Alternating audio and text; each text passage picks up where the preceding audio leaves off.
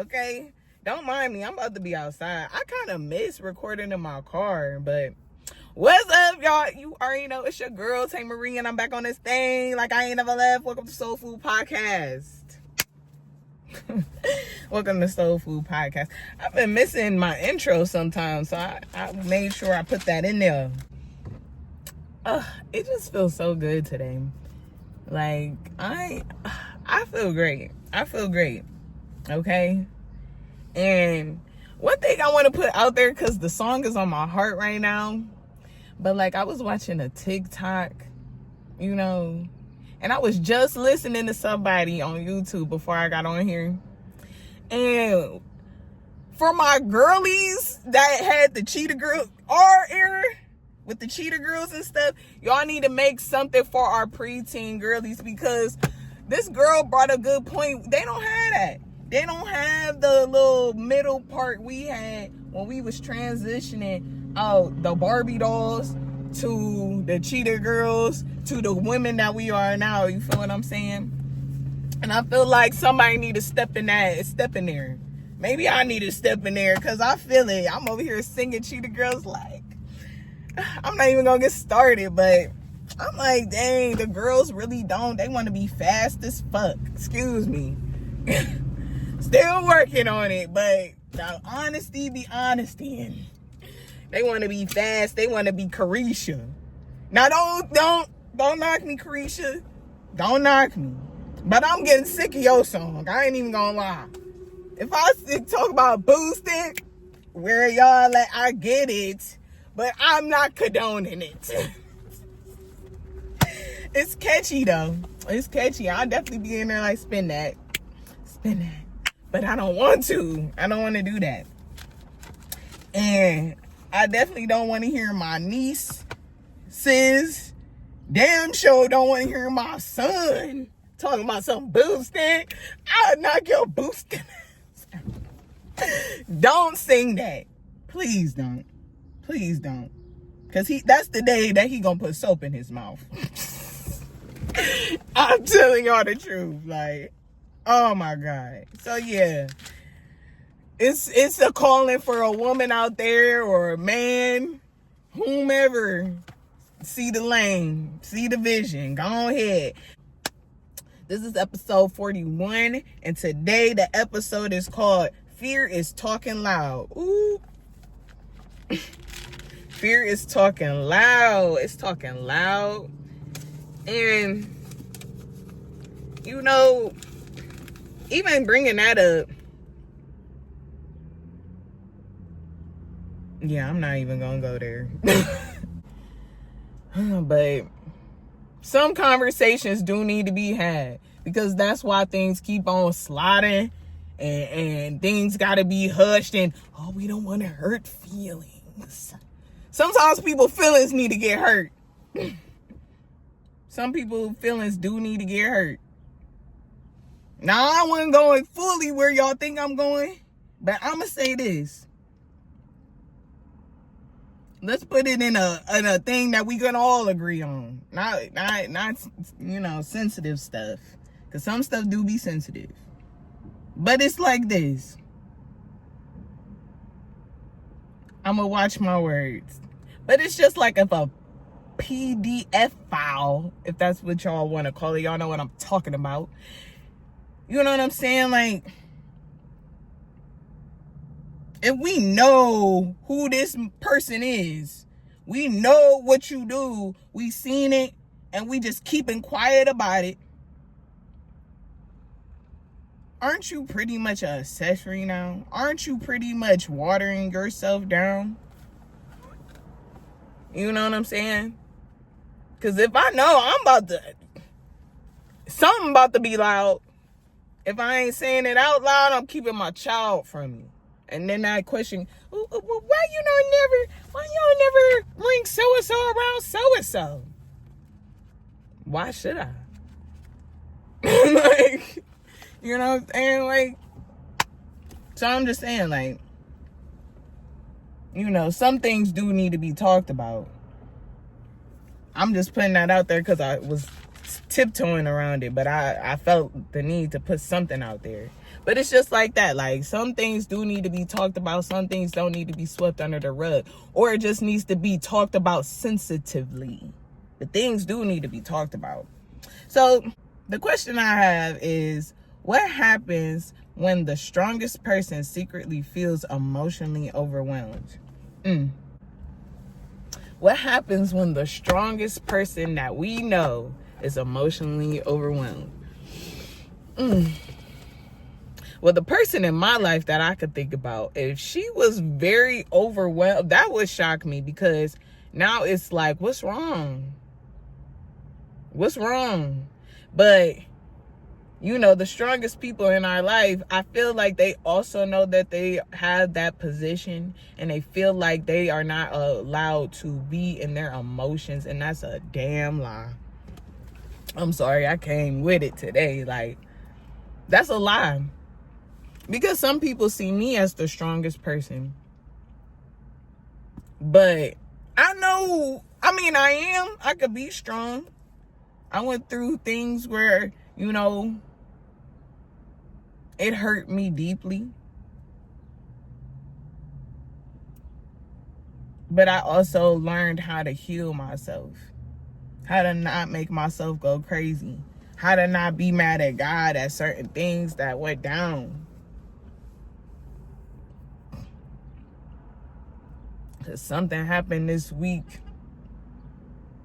And if y'all ever see this, y'all know what happened in May. If y'all ever see this, how dare you? But it's all right. It's all right. It's all right. It's all right. It's all right. That's all I can say. But one day there will be a day. There will be a day. That's all I can ever say about that one. But it's just like, even with the strongest people, because even he is strong. He is very strong for what he went through. Because I would have been, y'all would have heard me from all the way from Ohio. I'd have been like, what is that sound? Must be a mile away. No, it's all the way in Cleveland. But I'm telling y'all, a lot of things been going on, but it's all right. It's all right. But I just feel like, for those people that are strong, you gotta also know when to be weak, because those moments could come out in the toughest battles. And what you gonna do if you still sad about the last battle? You can't do nothing but be sad. But be distracted. When you distracted, you don't see what's going on. I know sometimes when I vent to people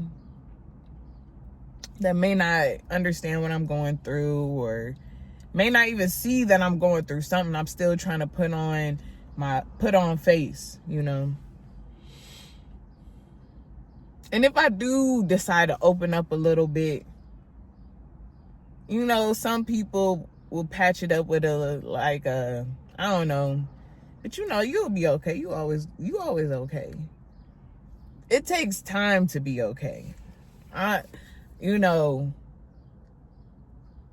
like strong people understand that life happens. Even though we try to control our everyday, we still don't have full control about anything. We don't have full control over anything. Like, it's literally what it is. Like, but it's also what you do a part of that, what work you put in.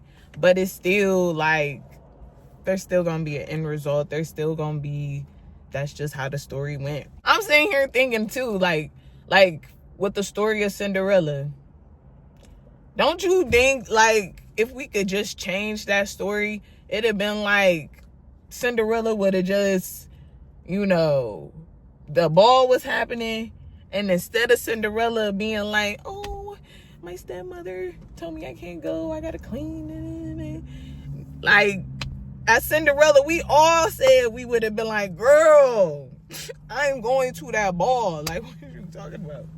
I'm going to that ball. I'm getting the prince. And that's just what it is. And when my shoe got left at the ball, I would have walked back up to the castle and been like, yeah, I left my shoe. And it'd have been that. But that's not how it went. That's not how the story goes. And that's not the circumstance that Cinderella was in. Cinderella was in a situation where she was surrounded by people that didn't want to see her shine. They didn't want to see her shine. They wanted her to work. Or better yet, my favorite Cinderella movie with Hilary Duff in it. Ooh, watching that as an adult, bro. She killed her father. I don't care what y'all say. When I realized that when I watched it, I'm like, she killed that man. She killed that man. Oh. And then she over there spending on it. Girl. But she had to go through that. Sam had to go through that. She had to, because at the end of the day, I feel like she know. She know, but she couldn't say nothing because she was a child at the time. But like, she knew. She knew. She was plotting to get out of there. So the logic is, fear can make us try to control everything instead of trusting through God's process. Right on time with it. You know what I'm saying? Because, okay, let's stick with this Cinderella story. I love that movie. But I feel a little bit, we go through life. Like, I'm just looking at the story. Like, if y'all never seen that movie, definitely watch that movie. I'm going to put it on the screen. Watch that movie. That one is so good. Like, I seen a lot of Cinderella movies, even the Brandy one. I gotta rewatch that as an adult. But there was something I just didn't care for in the movie. I can't remember. I only love Whitney Houston in it. But back to what I was talking about. But, you know, so the girl's name was Sam. And she lived in California with her father. Her father ended up meeting Fiona, and yeah, and you know, they end up getting married. And you know, brought her in with her 2 twin daughters. Y'all know how Cinderella go, okay? But before Fiona came into their life, you know, Sam had a good life. Like, she was living her life with her dad. He owned a diner. Very good life. A very good life, you know? And I feel like, you know,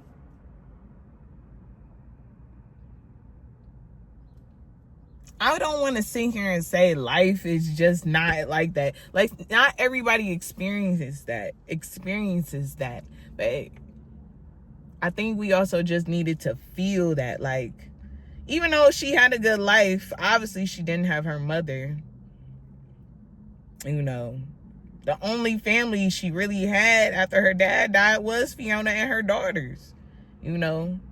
And then the closest people after that was the people that worked in the diner. But that's limited access. I mean, they got access, but if she's closed off, she's fearful about her situation, you know. Because she lost her dad at like a young age, like 10 or 12 or something like that. So it's just like, when you're in a situation where you're fearful, because like she sad she going through it. And then who knows what this lady is telling this little girl now. And then she kicked her out her room and put her in the attic. Who knows what she said to convince that? Because, yeah, I'd have been like, this is my room and my daddy's house. What is you talking about? You tripping. But she probably said some stuff like, yo, daddy ain't here. No, like, ooh, evil. Ooh, oh, my gosh. Some evil mess. Ooh, wee. I am not. Like, I'm just, ooh, that is crazy.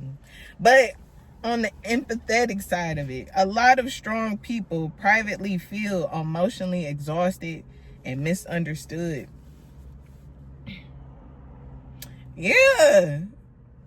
Now she lost, not only did she lose her mama young, she lost her daddy young.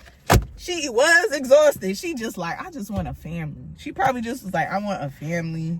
You know, she probably didn't even get to go to the diner like that. So she close to these people, but she not close to these people. Like, she remembered them because obviously they've been working there for years for her dad. But who's to say, you know what I'm saying? So by the time the story start really getting into it, we see her as a teenager, a senior, about to head off to college soon. So we done missed a good 8 years of her story. So that's what I'm saying, like, and she looked exhausted. She looked tired, you know. Fiona had her working in her dad's diner, you know, as a worker, as a bus girl, as a bus girl. Got her working there day and night. And people making fun of her. People are talking about her. All this type of things, you know. In that situation, Sam should have never even felt insecure. Again, this your daddy's diner. Like, this is your father's stuff. This is something that belongs to you. But since you're in this circumstance, you don't even know, you don't even realize or have the confidence to look into what truly your dad left for you. Like, they were obviously close. So my thing is just like, why would you think he wouldn't have something set for you? But that's because her circumstance made her believe there was nothing left for you. Carrying a lot at once, I've learned that survival mode can make you emotionally defensive without even noticing. Maybe this is not her fully being emotionally defensive, but maybe like I said, in the movie, she was very pouty. She was just upset. Like she was sad, but she was trying to be strong. She was dealing with a lot of punches. Like, people always was coming for her. At the diner, at home, at school. Like, it's like, dang, can y'all get off my back? What is the beef? Like, that's what she was truly going through. And it was just like, especially the kids at school, I guess. And even her stepsisters at school. Like, coming for her, calling her diner girl, calling her out her name, you know, making her feel some type of way for her circumstance. And thinking about it now, it's just like, people are so cruel. Like, I don't even know why they thought that was funny, but it's just like, nothing's funny about me out here being an orphan to my father's widow that does not care nothing about me. I don't even have my mama to go cry to about this. I'm surrounded by people that have been working at my father's diner for years, that probably know more truth about my life than I know about my own truth.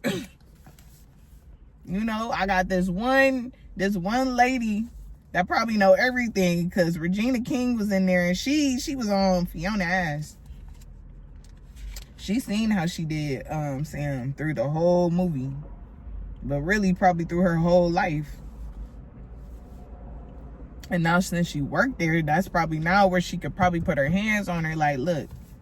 And she did. She basically told her, like, look, you don't have to deal with this. You need to go to school. You need to enjoy yourself. You need to go to that school dance. You need to go out there. You know, she told her about the guy she was talking to on the internet. They both wanted to go to Princeton, and they met in some group chat or whatever for that. And just, he be writing love letters to her and stuff like that. Cute. It's cute. They were pretty much getting to know each other, you know, getting close to each other privately, whatever. So, you know, but going through all of that, she didn't even know that dude was literally right there the whole time. Because who it was, look, y'all, see, I'm over here. Look, spoiler alert. Go ahead. I'm gonna warn you right now, because that's my movie, and I can't spoil. I'm gonna spoil it, because I'm about to talk about it. This gonna be my example for today. The guy that she ended up was talking to was obviously the popular guy, the football player, Austin Ames. And played by Chad Michael Murray, fine ass. And yeah, so the thing about Austin, his dad wanted him to be a football player. He wanted him to go to the league. He pretty much wanted him to follow in his footsteps, you know. But Austin didn't want that. He wanted to be a writer. He wanted to be a poet. He wanted to write. He did not want to go to school for football. He wanted to focus on his writing. They shared that because they both had aspirations just to go and be somewhere else. Emotionally, because you know we about to get into how it makes us feel in all corners. When you're in survival mode, you can become emotionally defensive without even noticing. And she did. You know, she didn't have to, like, when they came to her job on all that. You know what I'm saying? She didn't have to snap back, even though she was killing them with kindness. But it still was just like, you ain't have to say nothing to them. Because at the end of the day, you at work making money. You know, helping out, doing your due diligence to get where you need to go. And that's where it be getting us. You know, we so defensive about something that people trying to, you know, wash out, water down. But it's just like, she needed to realize, like, but at the same time, she wasn't confident then. Because I'm about to say, she should have realized that she had a goal. She wanted to go to Princeton. But the biggest thing about that, was she going to get accepted into Princeton? Which the bigger picture is, if I make this change, will I still be accepted? I don't know. It's all up to you, though. That's the only way you're going to figure that out. She was emotionally exhausted and feeling lonely and all that. Because if she didn't get accepted into Princeton, that means that she was going to be stuck where she was at, dealing with what she was dealing with. She didn't want to deal with that no more. She didn't want to deal with that. She knew what she wanted to do. Mentally, she was overthinking and predicting outcomes. And that's more when they went to the ball, or before they went to the ball. Fiona told her the night of the dance, she had to go to work. She could not go to that ball. She was like, no, you gonna work tonight. Me and the girls doing stuff, you know what I'm saying? We need you to be there to watch the diner. And she was about to go. She went to work that night too. To Regina King, I can't think of Rhonda. Regina King's name was Rhonda or something like that. But until Rhonda was like, what you doing here? And she's just like, I'm about to go. But Regina, look, we just gonna call her Regina. Regina was like, No, her friend was there. And he was like, I'm trying to tell her to go so she can meet, you know, Princeton boy or whatever his name was. And no, his name was Nomad. And Regina was like, is that the guy that been writing you them love letters? And she was just like, girl. And she was like, girl, you need to go and find out who this man is. You need to go find your man, girl. What is you doing here? And she like, Fiona told me. And Regina like, girl, F Fiona. F her. I will knock her out. Like, what are you talking about? Go. This your senior year. Go to your dance. What is you on? What is you on for real? Go to that school dance. But she was like, ugh, no, I don't even got nothing to wear. Like the fairy godmother, Regina got it on and popping. She did everything she could to get that girl looking beautiful. And at the at the dance, when she realized it was Austin, she was pissed. She was pissed because it's just like, how is it you? Like, how is it you? But he had to realize too the truth about himself. You know, I ain't gonna ruin it too much. It's a good movie. Y'all should definitely watch it. But, you know, but she was overthinking even in that moment. Like, oh, I can't be with Austin. All of this is a mistake. But that's because of his position, you know. You know, he was the popular guy, the football player. All the girls want him. I'll take your shirt off. Take your shirt off, boy. But that's not the life he really wanted to live. That's just the life he was told to lead.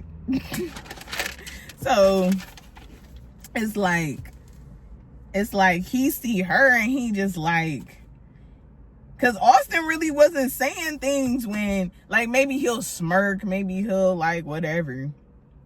But at the same time, it was more like, he still showed her kindness. It just wasn't like, it wasn't up in your face. It was just like, it was respect. Next one is spiritually.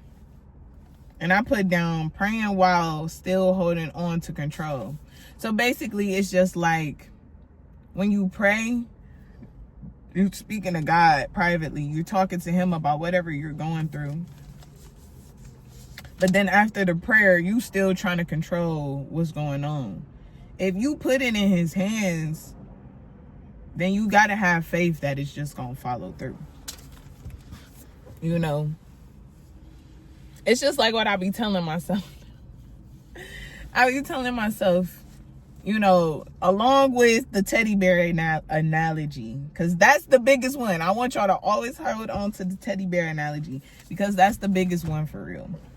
That's just to give you some faith, to know, like, when old things are just old and life is telling you to let go, that means something big is about to come. And trust me, I know, but I've been reminded of that. And it always happens because you got to just have faith. You can't make too quick of a movement when you know it ain't right. I've been getting tempted to make certain moves that I know would solve my problems. However, there'll be a price to pay. And I already told y'all what I told my son. The devil can give you anything you want, but there's always a price to pay. Look at the industry. No. You don't have to pay a price to have what you need to have. It's just automatically gonna be what it is. It's a point in the movie where Sam did get crushed and her confidence got shot. And in that moment, for real, she was gonna lose hope. In that moment, it kind of felt like she lost hope, like she knew she was just gonna be stuck there forever. I forgot how she found out, but or how it came to be where she realized that her dad did leave her something. I forgot how it happened, but it was magical. It was magical. Maybe I can't think of it because I don't want to tell y'all that. But it was magical how it happened. Just watching it, it's just like, wow. Socially feeling misunderstood or judged by people. And she did. She felt misunderstood by Fiona in the beginning of the movie. This girl running up a check, buying imported salmon. Got the greenest lawn in California while they're having a drought. Sprinklers just a going. Everybody else's grass is brown and yours is looking good. Like, just running up a check. Just running up a check. You don't even know what you doing. You don't even know what you doing. Just doing it. She even brought that to her attention. You know, a lot of people, the popular kids, you know, them girls was superficial, mean. There was one point where Sam's friend, he had a crush on the popular girl that was with Austin. And she was dogging him like, oh, you a lame, you a lame. Well, she ain't saying that. You know, because he was an actor and he was trying to find himself. That's how I took it. He was trying to find himself. He was trying to be the hip-hop guy. He was trying to be this guy. He was trying to be that guy.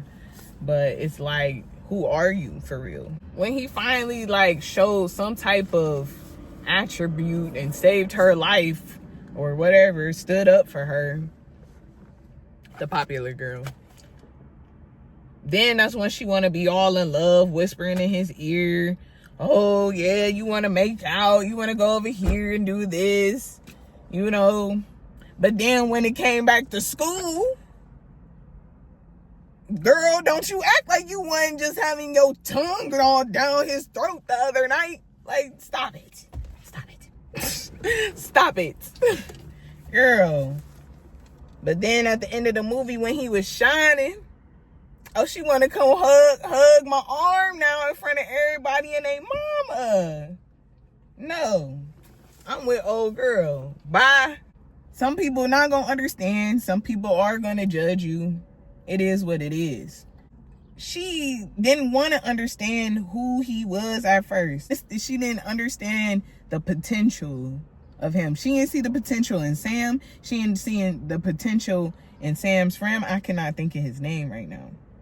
Even Sam's stepsisters, which they were some clowns, you know, they wanted to be her friend so bad. They wanted to be her friend. But even the popular girl did not care for them, like, until it was beneficial for her. There we go. She one of them. She a beneficial girl. What can you do for me? Even her little friends, you know, the benefit of them is they enable that behavior. You know, talking mess. You know, showing out. Probably just so they can hang around for real. Not even the friends, because the friends was trying to get on with her friends. In reality, thinking about it, they was around her to get around Austin. Because everybody wanted Austin, right? That's crazy. Your friends want your man. And they your friends. Yo, yes, girls. Even the twins. The twins only wanted to be the popular girl's friend to get near Austin. That's crazy. That's crazy when you realize stuff. But it's just like that, like, beneficial. For real. Why the girl probably was snarky and mean to Sam, it's because she probably knew that Austin wanted Sam. Like, she probably done seen how he looked at her. You know, that he be somewhere else typing on a phone all the time, doing all these things. Like, she probably peeped that. But even with him, even with Austin, he was still a benefit. He was never somebody she cared for. She just liked the benefit for one, that everybody wanted him. He was going to be a supposed famous football player. And possibly own his father's car wash business. Oh, she was set. She ain't had to do shit. I'm telling you, girl. No, I'm just playing. I'm just playing. But no, I see you, though. I see you, girl. Benefits. Where the benefits at? Okay, I see you. So,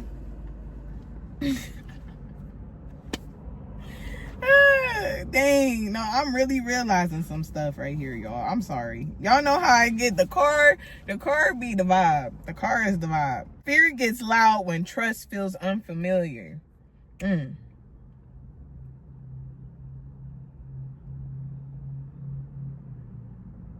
Fear gets loud when trust gets unfamiliar. I feel like I said, I'm still going with the movie here.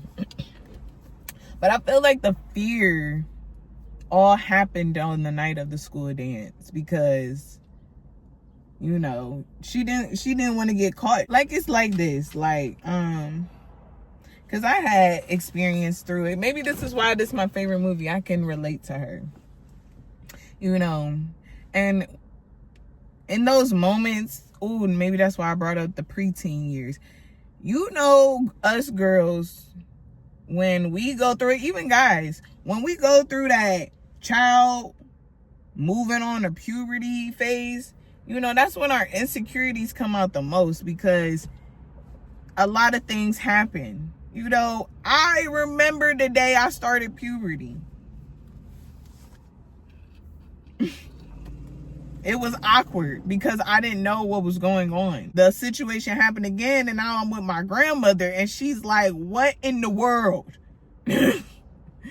And she bought me books and things and had my cousins all come over and talk to me and, you know, initiate me into being a woman, like, you know. And even going back and thinking about it, Sam in the movie didn't truly have that. You know, she didn't truly have that. I don't know what was going on through the years of being young to now she about to graduate high school. But it's like, you know, she's just used to what she's used to. And it's probably being alone. It's probably doing things for herself. Like her whole life was in the attic. Truly. Her stepmom wouldn't even come up to the attic. She only did one time in the movie. Other than that, she got a little box speaker, you know, the little walkie-talkie things to talk to her on it. And to talk back. So what does that say? Things was getting loud in that movie though. A lot of strange things. A lot of it was just like things was not. A lot of things was not in her favor, and it was trying to teach her something at the end. Like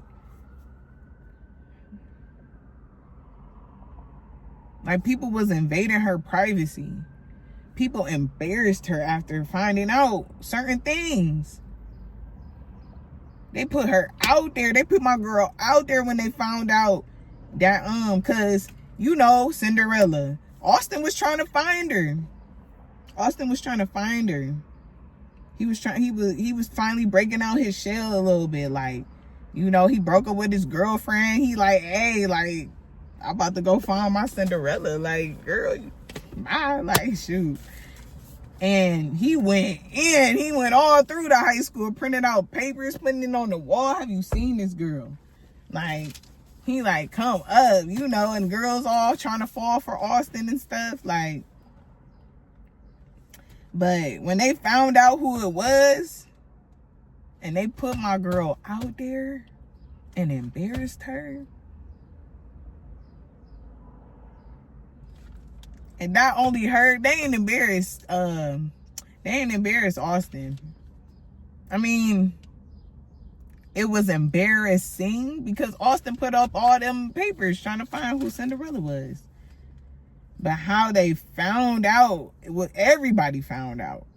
That was very loud.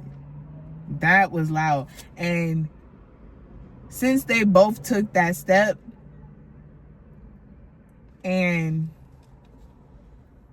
it was trying to come together some way, somehow, and it came out like that, it did kind of put them in a place where it's just like, what do we do with this now type of thing? Like, what do we do now? Do we ignore it? Do we make it a laughing thing? Like, you know, because like that was embarrassing. Like I don't even know. She was embarrassed. To heal requires surrender, not emotional control over everything. You know, after that day, that's the day. I'm sorry, okay. I did say I was gonna spoil it for people. I'm definitely about to spoil some of the stuff. I'm sorry, y'all. But I'm about to just spoil it a little bit. So basically, in the movie, one of the sisters found out that after the dance, that she did go to the dance like they thought. And not only was she at the dance, she was at the dance with Austin Ames. Oh my God. Her sister flipped it because she liked him too. And she went and told the ex-girlfriend. And they plotted together. They was like, oh, we about to get him. We about to get him. So at the pep rally, they made they love letters to each other, a whole skit. And Austin over here looking strong, like, okay, yeah, you trying to be funny, whatever. But then when they put it out there that Sam, aka Diner Girl, is Cinderella, everybody started laughing. Everybody started pointing. Diner Girl, what? When she went home, she got the letter from Princeton, delivered to her by Fiona. And she didn't get in.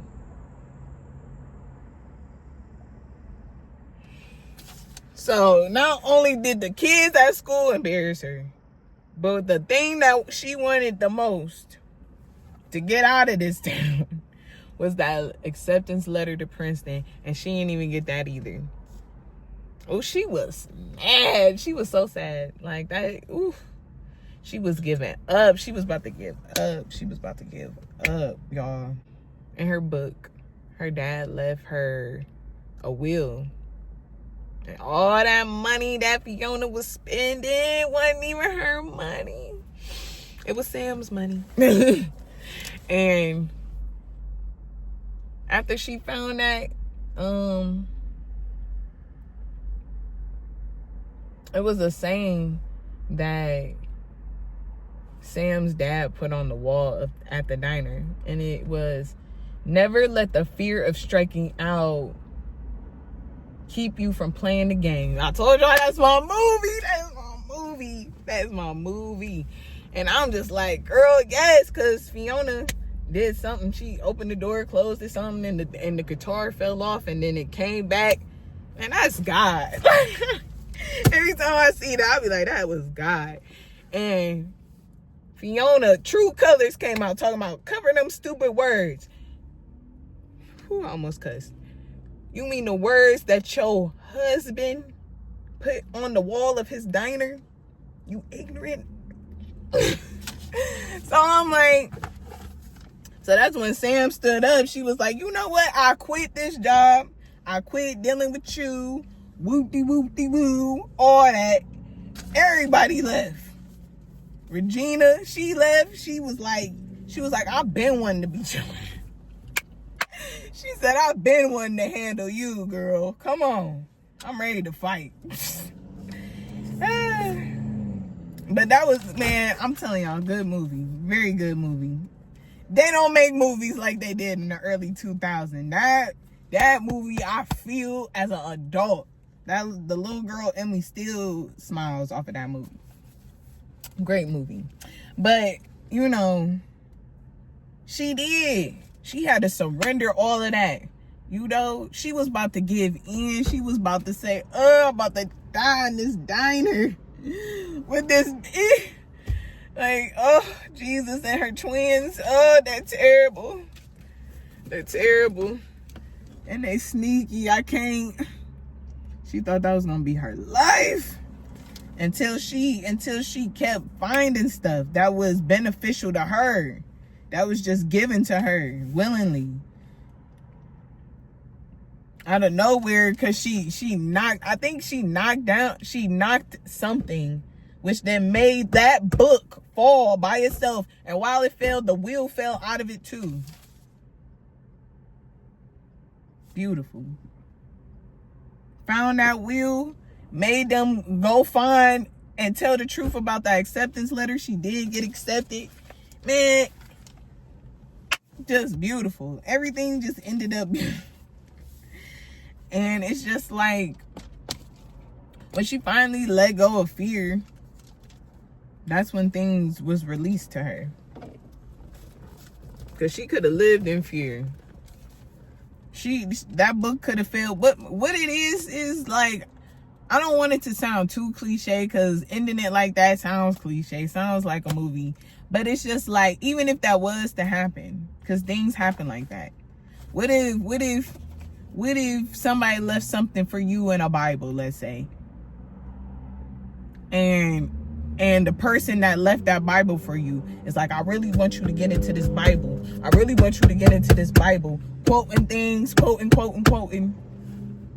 And one day, you really just go to that Bible, open it, it opens up, and yes, you find what you need, but you also find a highlighted verse that you needed also hear at that time, or whatever, and it helped you and helped you understand what you needed to do in that moment. I don't know, like, it's just like, that's how I be thinking. Like, it's just like, if you have a little faith in you, the things that you think is impossible can also be a beautiful thought. Like, that's just how I just see it. It could be a beautiful thought. Like, oh my goodness. Because it's just like, her daddy could have really just did something else. But he also knew who he was messing with. That's what I feel like. He knew who he was messing with. Because like I told y'all in the beginning, I know that she did something to her daddy.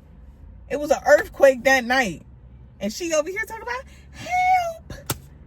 And then he talking about, I'll be right back. They ain't say what happened to him. But it's just like, the little snow globe cracked open. She could have hit him in the head with a snow globe. You never know what it was. I don't know. But how he just died. Or she pushed something down. I don't know. But it's just like he already knew who he was dealing with. He probably found out too late. I don't know. You gotta get to know people. Especially like that. She probably, like I said, she probably seen his life and knew what was up. Benefits. Anyways. Oh, okay. Look at me talking. But why is this important? Because fear-driven decisions can damage peace, relationships, and confidence. Maybe I'm gonna just go for what I was just on, but maybe him even marrying Fiona, maybe he was lonely at the time. Maybe he just lost his wife, you know, or whomever. Maybe he just lost Sam's mother. And maybe he was the type of man that worked hard, and maybe he just wanted a wife.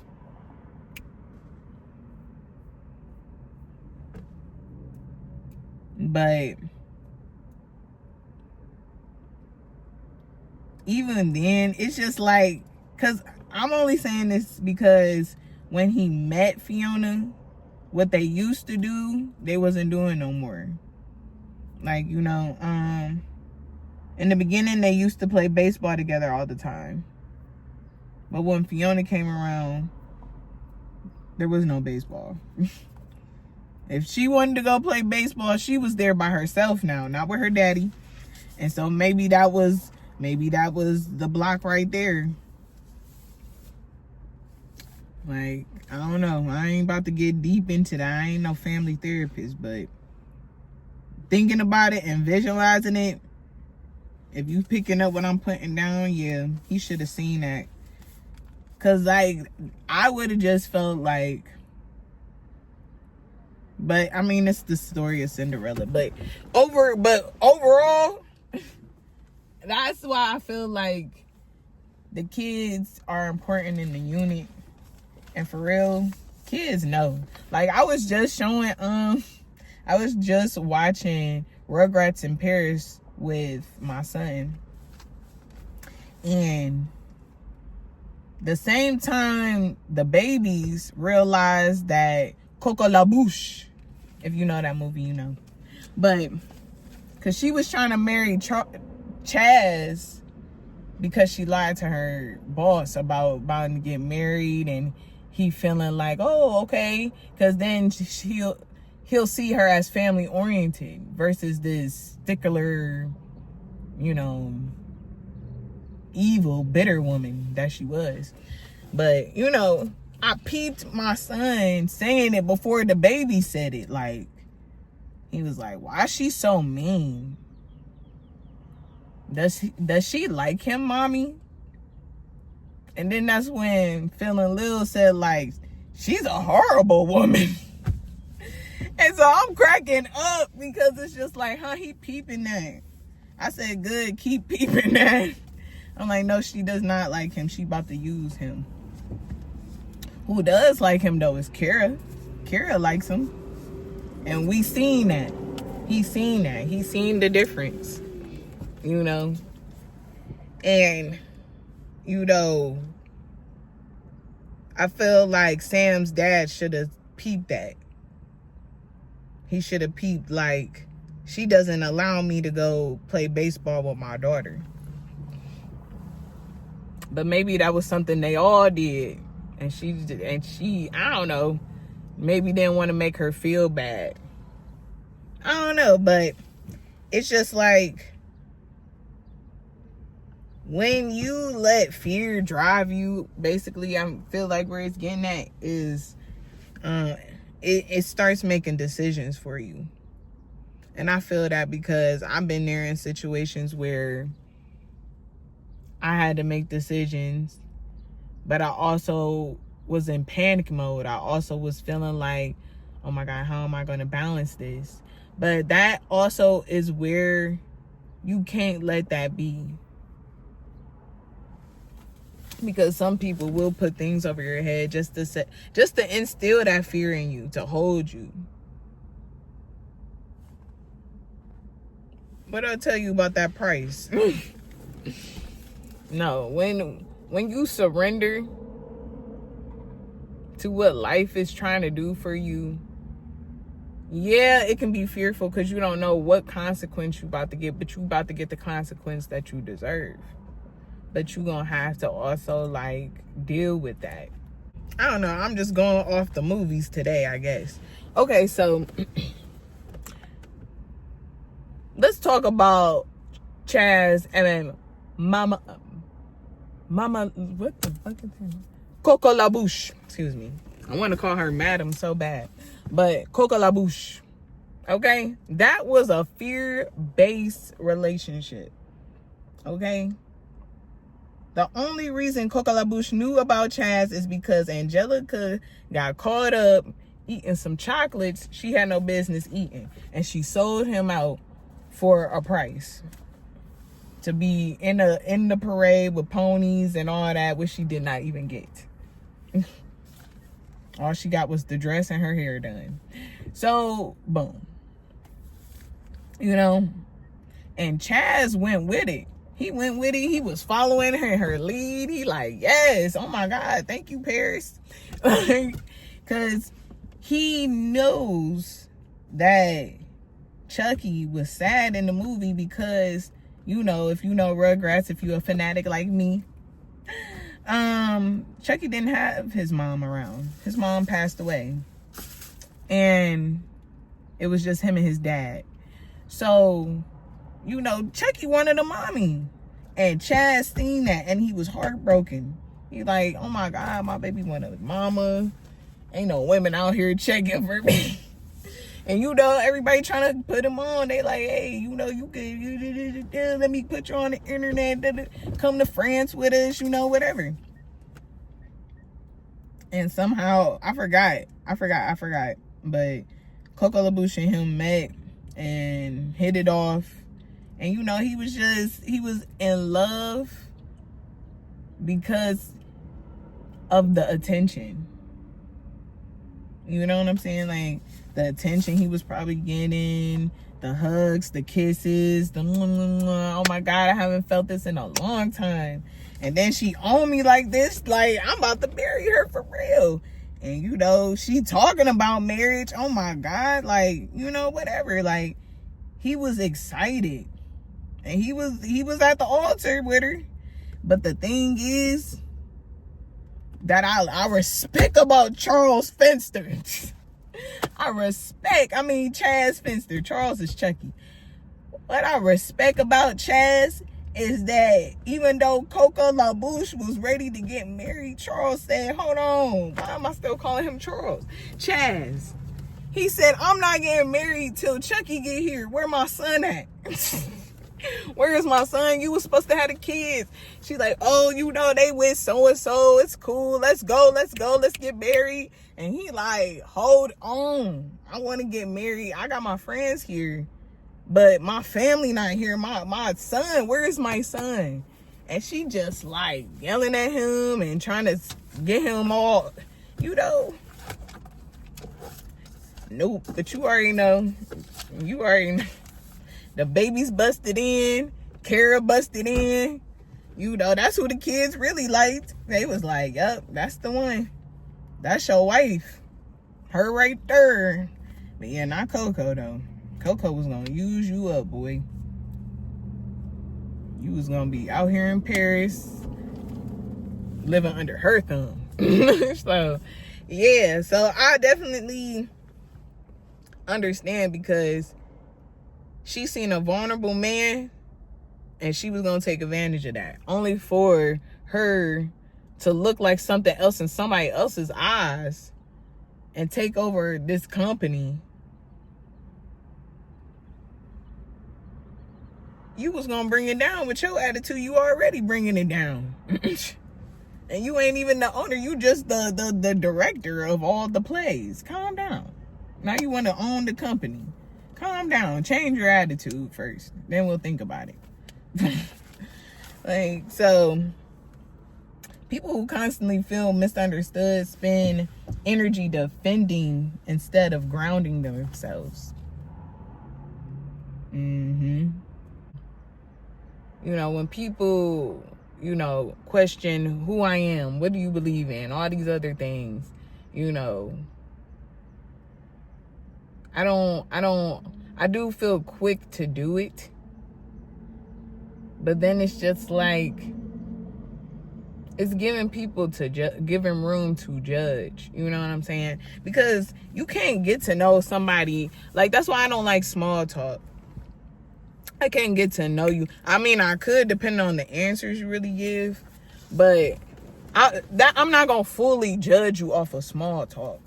2 to 5 minute conversation. I don't know you. But a day with you, maybe some time with you, maybe like, even if we just kicking it, reading your body language, you know what I'm saying? Then I'm kind of getting a little feel for you. Okay, do I feel safe around this person? Do I, you know, that's how you ground yourself. You know, grounding yourself, it's just like, think of it like planting a seed or putting a flower in the ground. You know, you dig a hole. You put it in there, put the flower in there with the roots and all that. Plant it, water it, let it grow. So it's just like, you know, the flower don't have to defend itself in the process. Because thinking about it, you would think, well, hold on, you just took this flower out of its place. Now the roots are hanging out and da-da-da-da-da. How is the flower going to ground itself now when you pretty much took it from where it came from? The roots are now going to learn how to grow within where it's at. And if you continue to nurture the flower, it will continue to grow. it will continue to do what it needs to do because it is grounded now. But if you just put a flower and a stem right there,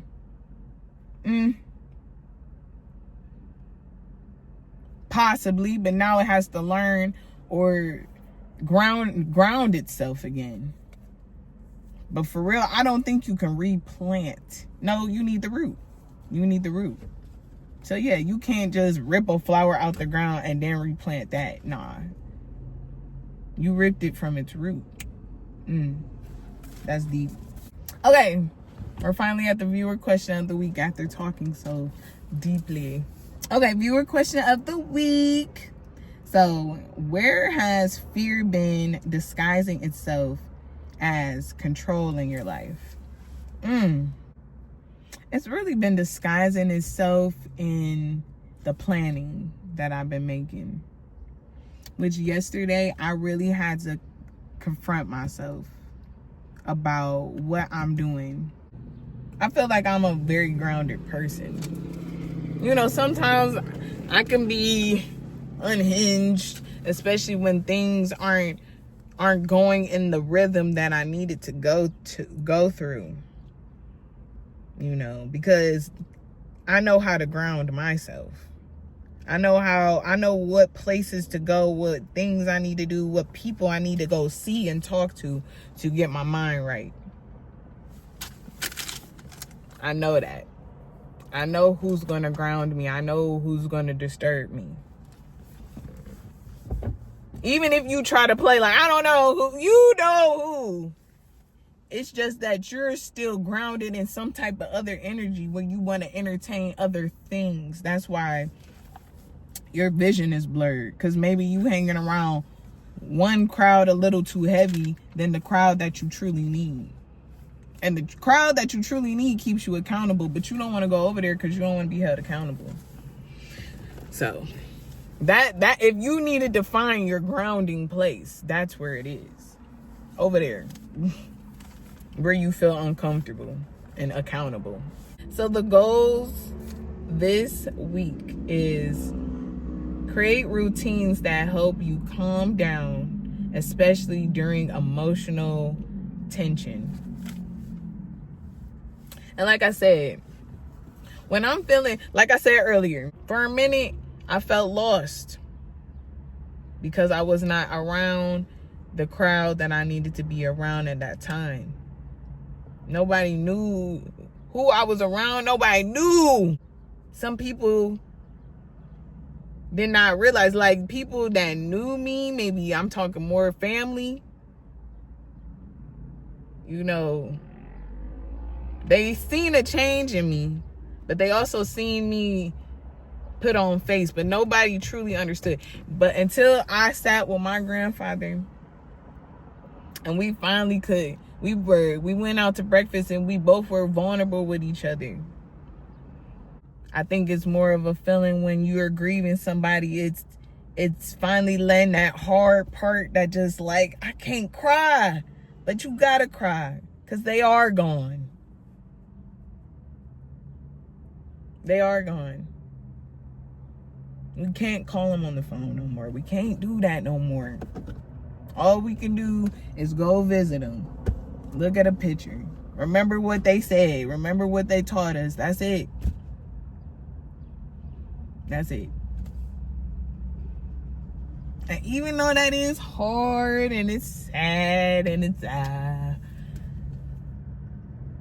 that's what keeps me grounded and that's what keeps me happy. I still got a voicemail of my auntie calling me on Thanksgiving. And I listen to it sometimes just to hear her voice, just to hear that kind, sweet voice and remind myself that woman existed. That was my girl. Like, always calling me, texting me. I just wanted to text you and tell you I love you. Like that hurts because I don't get that no more. And that's why I be so hard on myself too about the people I still have in my life. You know, because I enjoy my alone time, and sometimes I feel like that's bad. But it's really hard because I be like, I'm so helpful to a lot of people. Like, a lot of people, you know, come to me. Like, I went to them, you know. Come to me to talk. You know, and I appreciate it. I feel honored, if anything, when people call me, Taylor, was I wrong? Taylor, can I get advice? Taylor, I'll be like, I'm listening, you know. But I'm honored that they feel that way, that they can come to me and they know I'm gonna give them the truth. But it was hard when I lost that in my world. I mean, I still got it, but it just losing her did make me realize, like, you gotta repair and hug on the people that you love. Next one, practice emotional boundaries and communication without over explaining yourself. I think that's where talking it through with yourself before you actually talk it out is very helpful. You know, especially when you're angry. That's why I was talking about earlier in the podcast, like, why you trying to talk so, like, I ain't ready to talk yet. Oh my God, y'all. But it's like, why you so eager to talk? I'm not ready to talk yet.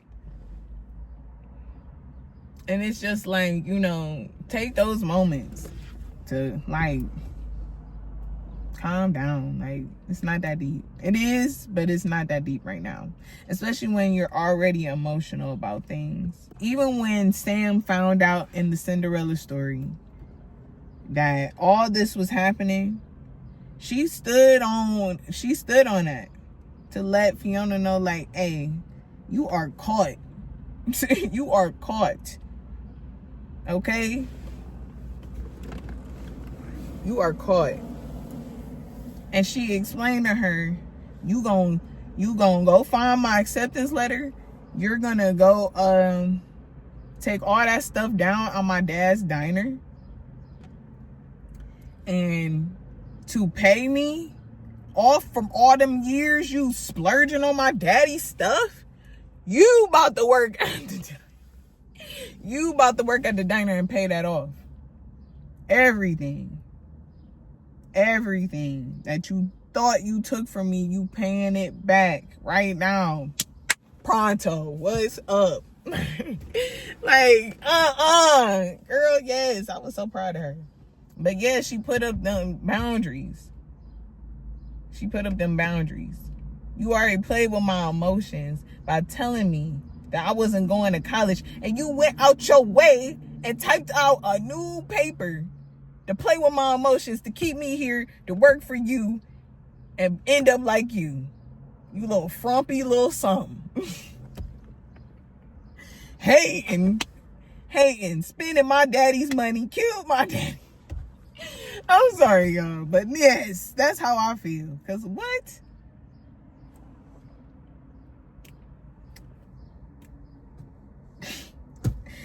And then, she didn't have to explain herself, because you know why? She had her lawyer there.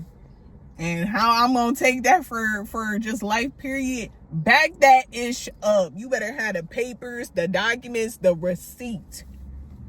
Your receipt is your over explainer. That's what it is.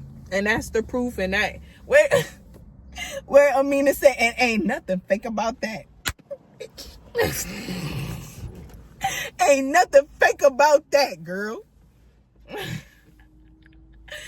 So yeah, you ain't gotta over explain nothing when you got the facts. When you got the physics, you ain't gotta explain nothing. Next one, focus on your finances. Okay, yes, just maintain the money. Okay, don't listen to Carisha, please. Save that ish. That's what y'all need to do. Okay, save it. Save that money. Because where the boosters at? They at Goodwill getting all of that. They at Goodwill. That's where they at. Anyways. Next one, build an emergency fund. Ooh. So finances is a big thing, I'm seeing. But no, for real.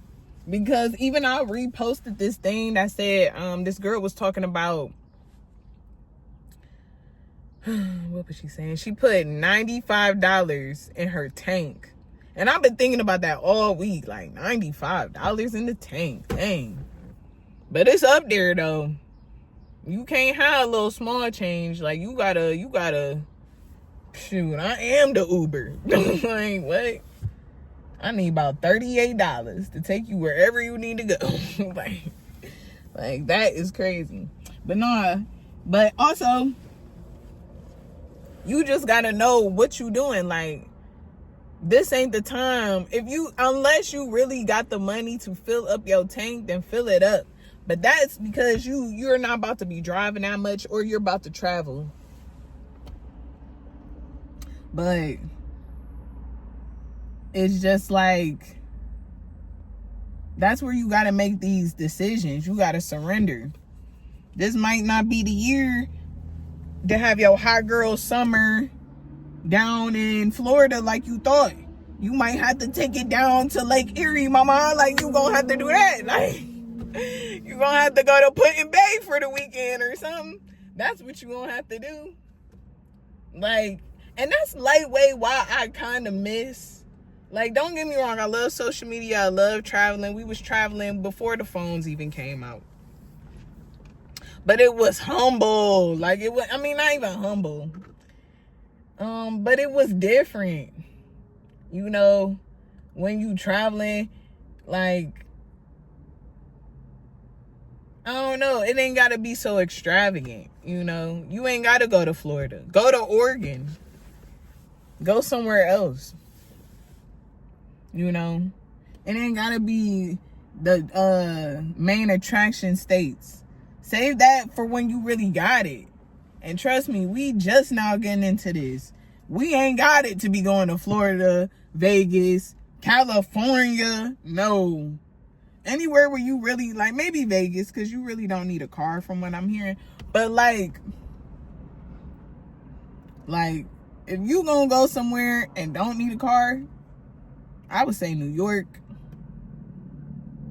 maybe Vegas. I never been there, but Vegas, like somewhere minimum, somewhere where it's like the fun is already around you. What's that called? Gatlinburg, Tennessee. Gatlinburg is a gym. It's a hidden gym. Gatlinburg, Tennessee, fun. I love going out there. Like, looking for, like, that's fun. Like when we even went with my sister for her 30th birthday. Girl told us we going on a water ride. I feel like I already said this before, but she took us on a whole canoe trip. And we all looking at my sister like, what is wrong with you? She was like, I mean, y'all can stay here in the car, but we about to go. You know, when we was not about to just sit in no car. But it was fun. It was a fun experience. That was fun. I'll go again. I'll definitely go again. But things like that would get you out of your comfort zone, you know. But overall, back to it, you need to build an emergency fund so you can still have fun, even though the world is going through what it's going through. You know, be safe. But yeah, build that fund. And if you ain't got it this year, just be excited that know that you're going to do it next year and find something fun to do in your city. There's plenty of things to do in the city. Like, especially here, people be like, ain't nothing to do in Cleveland.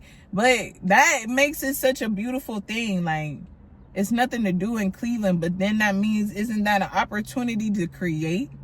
Be the first to do it then? That's what I would think. Come on now. Get it together with the ideas. Okay, next, normalize healing situations with therapy, emotional accountability, and healthy conversation. And I'm learning that. I'm learning that a little bit. Because I'm going to put y'all on a little secret of mine.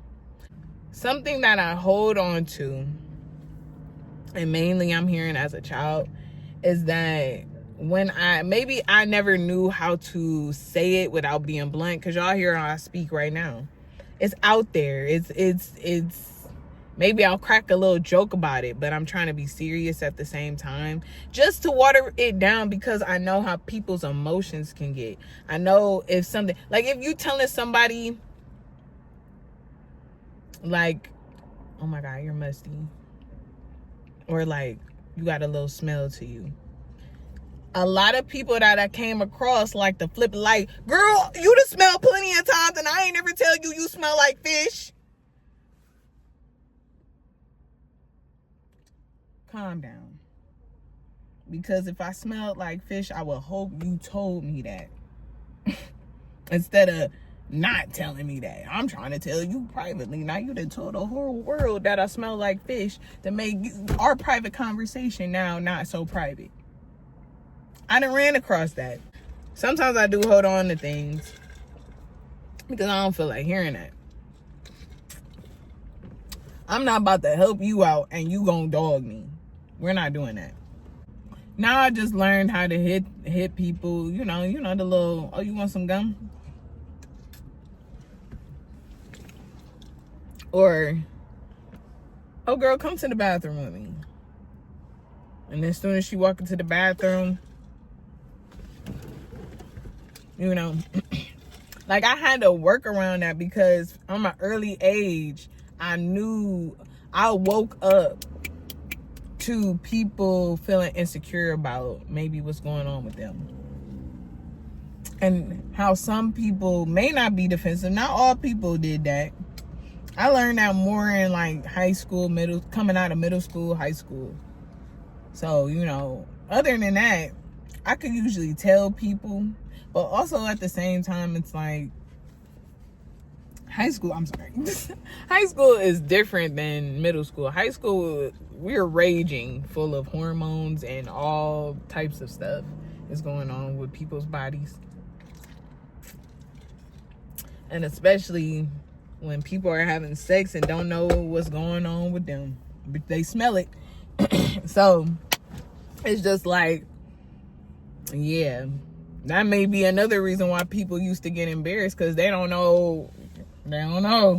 So it's just like, we do need to normalize how we can talk to our friends, or even realizing who our friends are, so then we can bring them in a safe space for them to feel safe and not flip things. Fear-driven living drains joy from every area of your life. And that also I agree with. It just it builds up anxiety. It makes you feel like you got to keep on working on something. It makes you feel like you got to do it. But see, this is another thing too, like, we cannot control anything but ourselves. And even when we are in position of leadership, where now we're feeling like, okay, I'm in control now. Still, you're not really you're in control. You're the leader. You're the guardian. You're the whatever, whatever the situation is. But that's as far as it can go. We cannot control anybody. Everybody has their own thoughts, plots, whatever. The most we can do is control how to diffuse it, or if it's already doing something, how we can shut it all down. But if it's something dealing with yourself, you have a little bit more control, because you know what it's about, and the only person in the scenario is you. I used to think control was protection. Now I know trusting God brings more peace.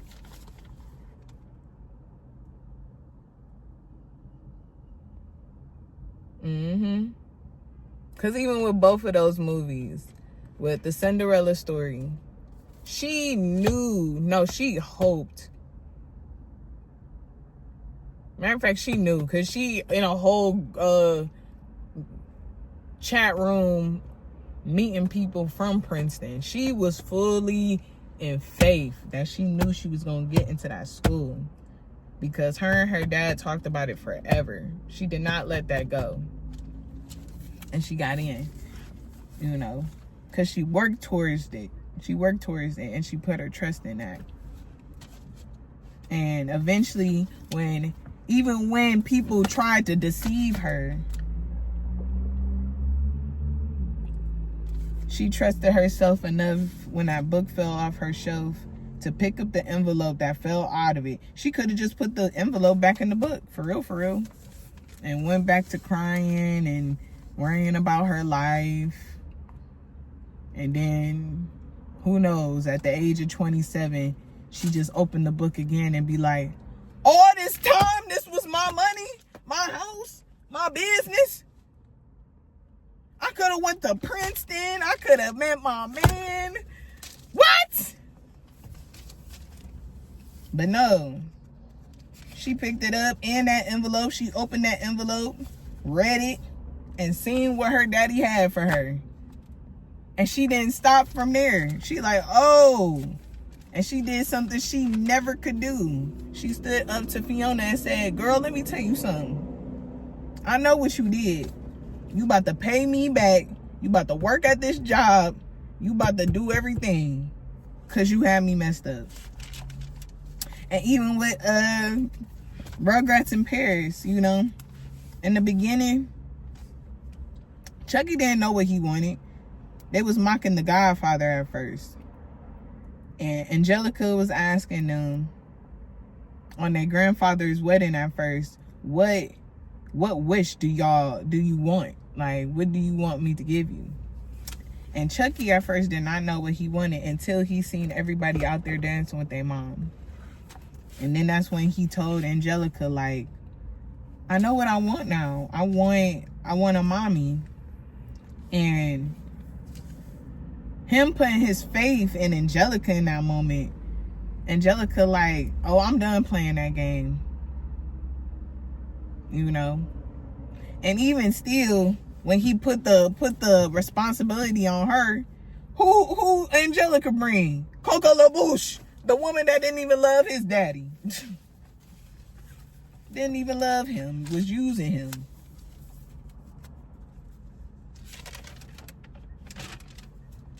But at the end of the day, you know, Chucky had faith that his daddy was gonna find his mama. And who he really fell in love with at the end was Kara, like I said. Because why? Because Kara loved the babies loved her. He seen how she treated her daughter Kimmy. It was everything that he needed and that he wanted. So, beautiful. Beautiful movies. All right, the quote that I have is, fear makes you grip tighter. Faith teaches you how to breathe again. Yeah.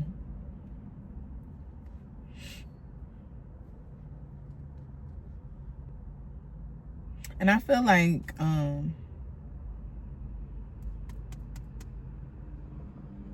even though I hate to say it, I feel like I had a tight grip on my on certain areas of my life. And I'm telling you, I mean, it's slowly opening. Y'all see it opening just a little bit. Y'all see my hand opening just a little bit. Just a little bit. Just a little bit. We opening up just a little bit. It still wants to close, but it's opening. But no, I definitely understand. I want to have a grip on my life, a grip on certain things. But at the same time, all that I can control is the things that happen around me. As y'all can see, my son is not around me, right? Can I control him taking a nap right now? No, I cannot. I could call him on FaceTime and just be like, take a nap. Once I get off the phone, he ain't gonna lay down and take no nap. He gonna probably go back to doing what he was doing, whatever. But I'm not about to wreck my brain like, are you sleeping yet? Are you sleeping? Like, that shit is crazy. Like, no. To breathe, I just need to know that, you know, all I can do is when he's around me, I do whatever I need to do to make sure when I know that he's a little hyped up or overstimulated, wind him down a little bit. He gonna fall asleep, you know, and make sure that I now know that, okay, he refreshed. But when he's out of my sight, you know, I can't control that. I can even tell people how to wind him down. But I can't even control them. And that's the scary part. But all you can control on that part is where your child at. Who is your child with? I'm slowly learning how to breathe again. But to close it all off, you guys, this season may not be for everyone to see, but for you to finally become emotionally safe. And all I hear is Cardi's song, I don't read it rich, it's just somebody that's gonna make me feel safe. But yeah, like, and even with that popping up in my brain, like, she's with this dude, you know, they're about to start a family. And obviously he's into some stuff that followed them back home and ended up, you know, putting her in a circumstance where she got hurt while having their baby, you know. And it's just like, even though that was a lot, but on some real stuff, like, what it's basically saying is just like, that's how her as a woman, or maybe she feels like women, period. You know, we looking for somebody to love us.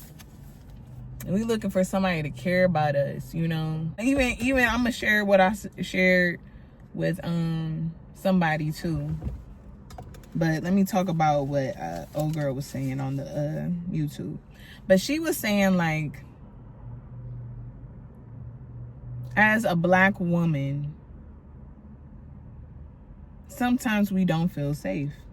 So that's why we do carry a lot of masculine energy, because sometimes different stories for different women, but at some point in our life we had to be dominant. We never got a chance to truly be soft, you know. And there's some black women that are soft, that know how to be soft, but it's some that do not, because maybe we had hard mamas that had to get it out the mud, and we watched her do it without a man.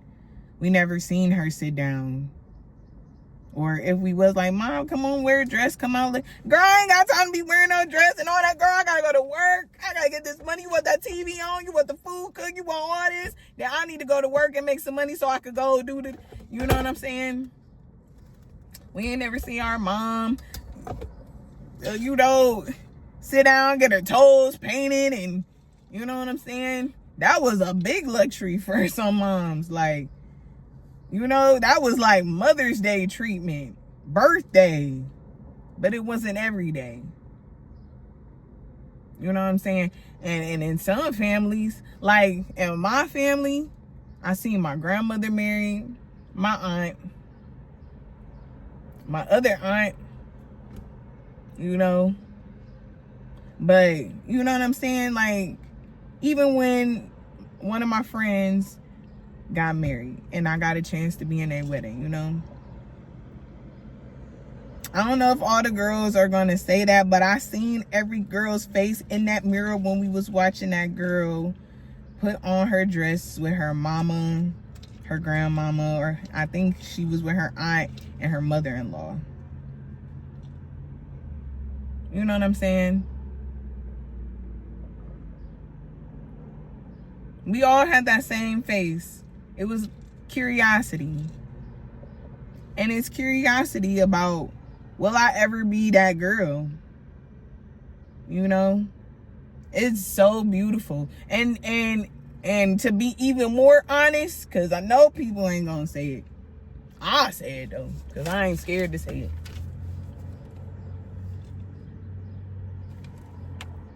That girl we was watching said out her mouth, I've been waiting for this day all my life, and I finally have it. She was 21. When all that happened, was I 30 yet? No, I was 29. And you know, I believe it will happen for me. You know, even talking to my cousins that are married, engaged and stuff.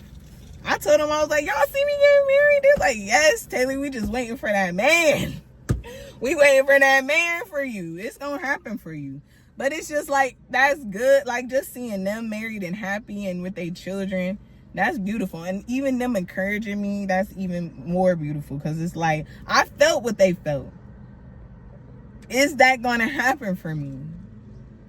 Am I gonna be sharing this moment with my mom, with my aunts, with my man's mama, you know what I'm saying, or whomever, like, you know what I'm saying? I want to experience that because that's important to me. Family, close knit, all that, like, but we all felt that. Is that gonna be me?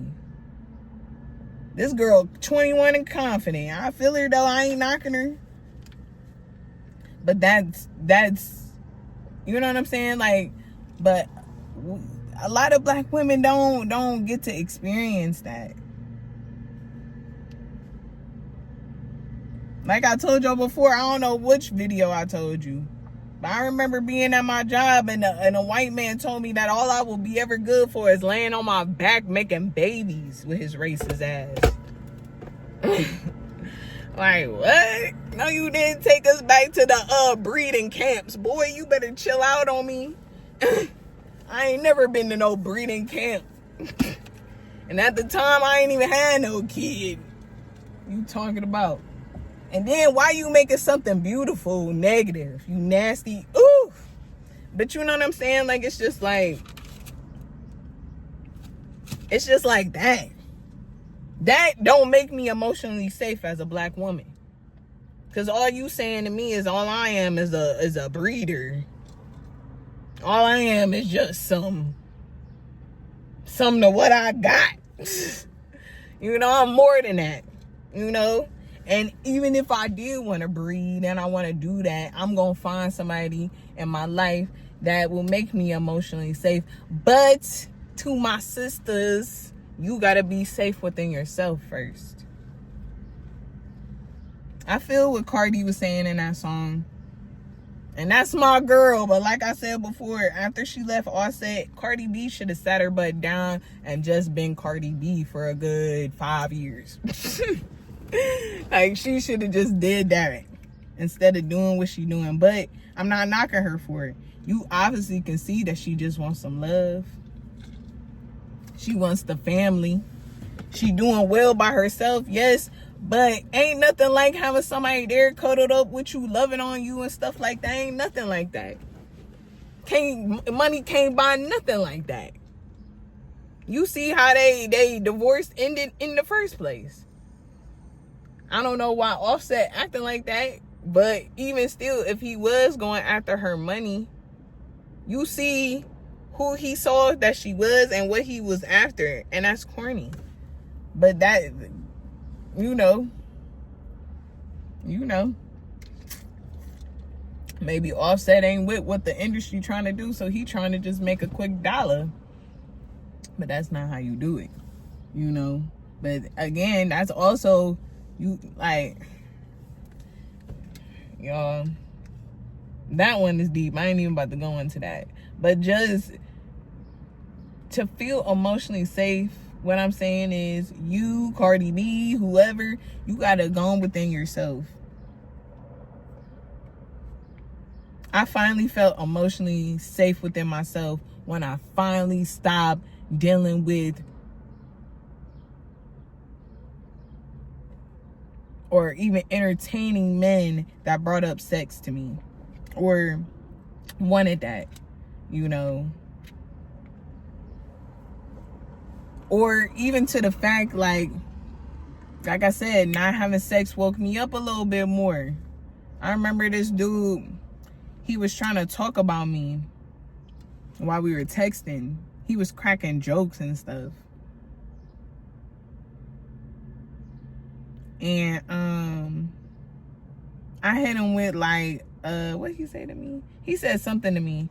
And I was like, why you coming for me like that? Like you trying to water me down. You the one that asked for my number, right? And he was just like, oh, I'm just playing, you know. He was like, you know, I like you like that, and da-da-da-da-da. But it's just like, no, don't. This is how you show somebody you like them, you dog them? That don't even make sense. How you, we not in the playground no more, boy. You better tell me how you feel about me. You better tell me how you feel about me, because guess what? Somebody know how to tell me how they feel about me. And it's not in a way to diminish me or make me feel less than. You supposed to be with somebody that you equally yoked with, and not even on the Bible. That's just common sense. Somebody that's right there with you. Because when life comes and challenges come, you still gotta love that person through that. Right? You gotta find somebody that's gonna make you safe in the moments where you feel weak, vulnerable. Who can I run to? If you can't run to your partner, then what you doing? That's what you doing. That's what you doing. And a lot of people just out here and not emotionally safe. For real, some people be emotionally safe with their side. Cause at least you my secret. I can share all my secrets with you. Maybe. Not all of them. Don't be thinking your side dude is the one. Some of them be. But for real though. That's sometimes how it be too. Like, it's just,